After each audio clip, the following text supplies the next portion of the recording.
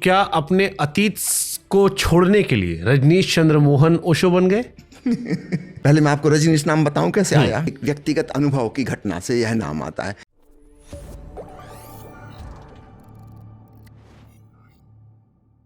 तो क्या अपने अतीत को छोड़ने के लिए रजनीश चंद्र मोहन ओशो बन गए?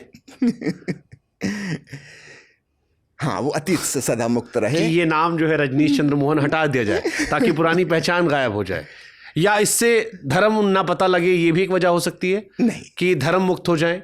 नहीं, क्योंकि रजनीश चंद्र मोहन सुनकर एक धारणा बनती है शायद सर्व समाज नहीं जुड़ेगा, बट ओशो एक ऐसा नाम है जिसके साथ सब जुड़ जाएंगे। देखिए, ऐसी कोई बात नहीं, जोड़ने फोड़ने का सवाल नहीं है। एक व्यक्तिगत अनुभव की घटना से यह नाम आता है। पहले मैं आपको रजनीश नाम बताऊं कैसे आया, शायद आपको नहीं पता होगा जी। जब ओशो का स्कूल में नाम लिखाने जा रहा था तो इसके पहले उनका कोई नाम नहीं था। नानी उनको राजा कह के पुकारते थे। वो कोई नाम नहीं था, ऐसी संबोधन जैसे प्यार से पुकारते हैं राजा। अब सवाल उठा कि इनका नाम क्या। तो ओशो ने जिद की कि पहले मेरा ऐसा नाम चुनो जो आज तक किसी का नहीं रहा, यानी वो डिक्शनरी में होना नहीं चाहिए शब्द। अब बड़ी मुश्किल होगी, नाम तो सबके वही रखे जाते हैं जो परंपरागत रूप से चले आ रहे हैं। ओशो का नहीं, परंपरा से जो चले आ रहे हैं वो नाम मुझे पसंद नहीं, बिल्कुल नया शब्द होना चाहिए। मेरे चाचा जी एक कवि थे, साहित्यकार थे, है ना। उन्होंने कई दिन तक मेहनत की एक नया शब्द गढ़ने की, और फिर उन्होंने एक नया शब्द गढ़ा, रजनीश। ये आपको कहीं डिक्शनरी में नहीं मिलेगा। और इसका एक मीनिंग उन्होंने निकाला फिर, रजनी यानी रात, और ईश, रजनी का ईश, रात का देवता चांद, तो इनडायरेक्ट वे में चंद्रमा। और फिर वो अलंकार प्रिय थे, कवि थे, रजनीश, फिर चंद्र भी उन्होंने जोड़ दिया, तो लंबा नाम रजनीश चंद्र मोहन। इस प्रकार ओशो का नामकरण हुआ। तो पहले ही नाम सब परंपराओं को तोड़ने वाला है, अपने आप में नया। इसलिए आप देखेंगे ओशो के पहले 1931 के पहले किसी का भी नाम रजनीश कभी नहीं था ना। हिंदी डिक्शनरी में ये शब्द ही आपको नहीं मिलेगा। हाँ, अब होने लगे नाम, सुन सुन के लोग अपने बच्चों के नाम रखने लगे। अब तो काफी रजनीश मिल जाएंगे। हाँ, तो रजनीश एक नए व्यक्तित्व का, उसमें रेबेलियस स्पिरिट वहीं से आ गई कि नाम भी उनको स्वीकार नहीं, दूसरे का उधार, दूसरे का ज्ञान तो स्वीकार है ही नहीं, नाम भी स्वीकार नहीं जो पहले किसी का हो चुका है। वो बिल्कुल नए हैं, फ्रेश, एक न्यू बिगनिंग। फिर नामकरण ऐसे हुए कि जब वो पढ़ाने लगे तो प्रोफेसर को हिंदी में आचार्य कहते हैं, तो सब लोग उनको आचार्य जी कहने लगे। आचार्य रजनीश हो गए। तो कई सालों तक वही नाम चलता रहा। फिर जब उन्होंने संन्यास दीक्षा देनी शुरू की, शिष्य बनाने शुरू किए, अब एक नया फेज शुरू हुआ। आचार्य तो होता है स्टूडेंट एंड प्रोफेसर का रिलेशन, विद्यार्थी के साथ। शिष्य एक नई घटना है ना। शिष्य के लिए वो भगवान हो गए। लोगों ने उनको भगवान कह के पुकारना शुरू किया, वो संबोधन करना शुरू किया, वहाँ से भगवान श्री रजनीश हो गए। फिर इस बीच में उनके 2-3 नाम और बदले। एक बार गौतम बुद्ध की आत्मा उनकी शरीर में प्रवेश की, कुछ दिनों तक रही, तब उन्होंने अपने नाम में बुद्ध शब्द जोड़ा। शायद आपको नहीं पता होगा। नहीं, ये मैंने पढ़ा। हाँ। लेकिन जब ये मैं पढ़ रहा था तब मेरे मन में एक सवाल आया। सवाल ये आया कि जिन बातों का ओशो जी खंडन करते हैं, सवाल करते हैं, और वो कहते हैं कि धर्म का विरोध नहीं है, पाखंड का विरोध है, सवालों का विरोध है। धर्म में जब आप लॉजिक की जगह आस्था लगा देते हैं कि आपको मानना पड़ेगा, तो उसका विरोध है। अब ये भगवान बुद्ध वाली जो बात थी, ये मेरे मन में सवाल कहते कि ये तो रिलीजियस बात हो गई, बिलीफ वाली बात हो गई, प्रैक्टिकल बात नहीं हुई, जिसके लिए मैं ओशो को जानता हूँ। चलिए, पहले मैं ओशो नाम तक आ जाऊँ, फिर आपका इस प्रश्न को लूँगा दोबारा। तो ओशो ने वह नाम रखा, अपना नाम चेंज किया उन्होंने, फिर वह भी हटा दिया उन्होंने। फिर एक समय उन्होंने सिर्फ वापस रजनीश रखा, भगवान संबोधन हटा दिया, आचार्य संबोधन सब हटा दिया। बाद में फिर ओशो रजनीश नाम हुआ। ओशो कहाँ से आया? उन्होंने अपने शिष्यों से कहा कि मेरे लिए कोई नया संबोधन खोजो, है ना। इसके पीछे की कहानी फिर बताऊंगा मैं। तो विलियम जेम्स एक कवि हुए हैं, बहुत प्रसिद्ध आध्यात्मिक कवि थे वो, है ना, मनोवैज्ञानिक भी रहे वो। तो उन्होंने एक वर्णन किया है ओशनिक एक्सपीरियंस, सागरीय अनुभव। जैसे कोई सरिता जब सागर में समा जाए तो फिर वो सरिता तो नहीं रही, वो तो स्वयं ही सागर हो गई, है ना। गंगा थी, नर्मदा थी, ब्रह्मपुत्र थी, कि अमेजान रिवर थी, उसकी एक कहानी थी, एक उद्गम था, कहाँ कहाँ से वो गुजरी, कैसी यात्रा की, किन किन शहरों से कैसे कैसे तट बनाए, है ना। लेकिन जब सागर में गिर गई तो ना तो अमेजान रही, ना गंगा रही, अब तो वो सब समुद्र हो गई। ठीक ऐसे ही रजनीश एक व्यक्तित्व उनका अपना कृतित्व, उनका अपना मन, उनकी सोच, एक पर्सनालिटी, उसकी एक कहानी है, कहाँ से आए, क्या क्या हुआ, पूरी जीवन की कथा है। लेकिन जब वो शरीर छोड़ के उनकी आत्मा अब परमात्मा में विलीन होने जा रही है, अब वो नाम तो कोई मायने नहीं रखता, वो तो गया, है ना। तो वहाँ पर ओशो वर्ड ओशनिक एक्सपीरियंस की तरफ इशारा करने वाला है। बाद में पता चला कि जापान में जैन परंपरा में भी इस शब्द का इस्तेमाल होता है।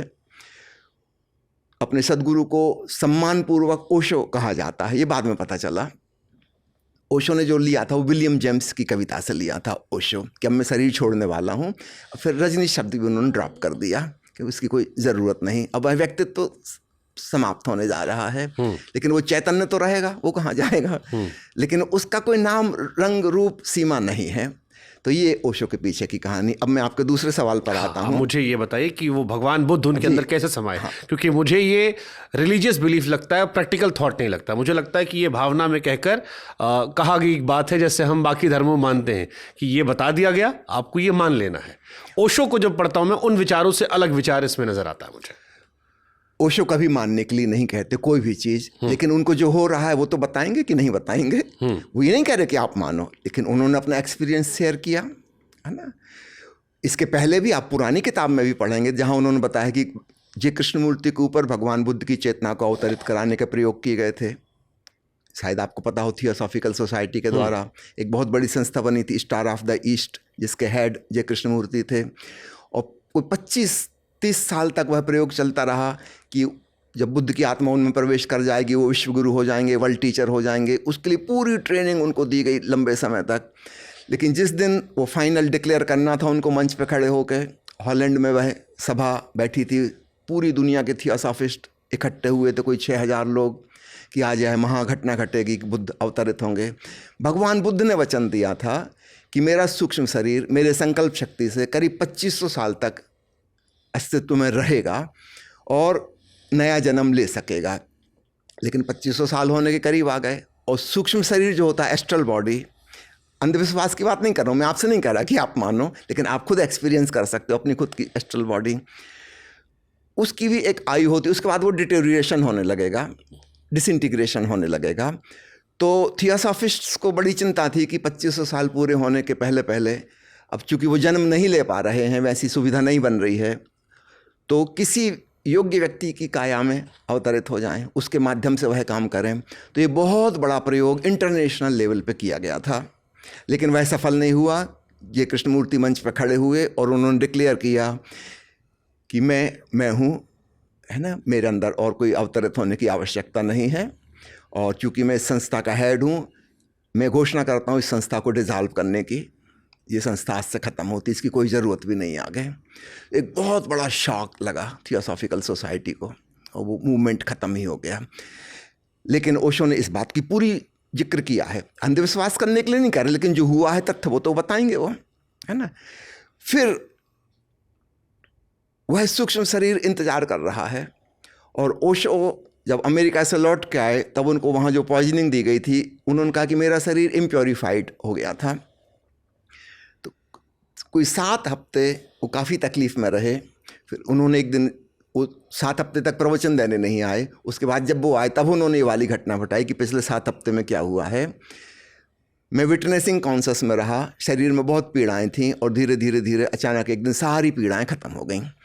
वो जो फूड पॉइजनिंग हुआ था या रेडिएशन पॉइजनिंग, जो कुछ भी हुआ था, उसका सारा असर ख़त्म हो गया। मेरी बॉडी अब प्योरीफाइड हो गई, शुद्धिकरण उसका हो गया। और एक विचित्र घटना घटी, अनएक्सपेक्टेड। रात को मुझे लगा जैसे किसी ने दरवाजे पे नॉक किया है। अब ये ओशो के दरवाजे पे कौन नॉक कर सकता है रात को। और आँख खोल के देखा तो दरवाज़ा तो बंद था, लेकिन कोई भीतर प्रवेश कर आया, एक स्वर्णिम प्रकाश मंडल।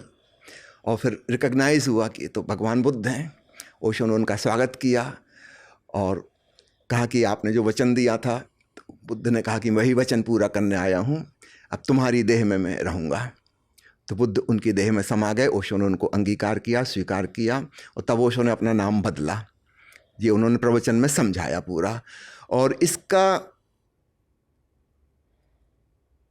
स्वीकार करने का, इस पर सील मोहर लगाने के लिए जापान से एक प्रसिद्ध गुरु महिला आई, उसको स्वप्न में यह दर्शन हो गया कि ऐसा ऐसा भारत में हुआ है और भगवान बुद्ध की आत्मा किसी व्यक्ति में प्रवेश की है, और वो खोज करते करते यहाँ पहुँची। उसने बताया कि मुझे ऐसा सपना आया था।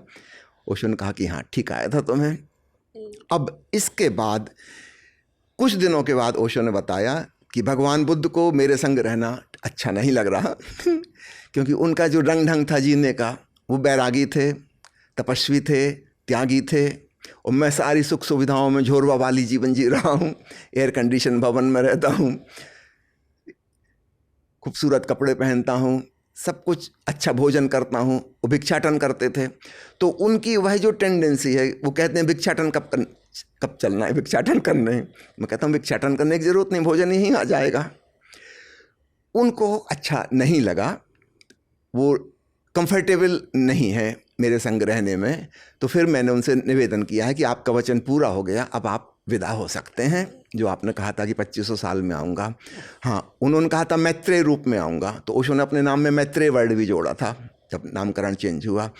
फिर वो भगवान चले गए और ओशो ने कहा कि अब आप डिज़ाल्व हो जाइए अस्तित्व में,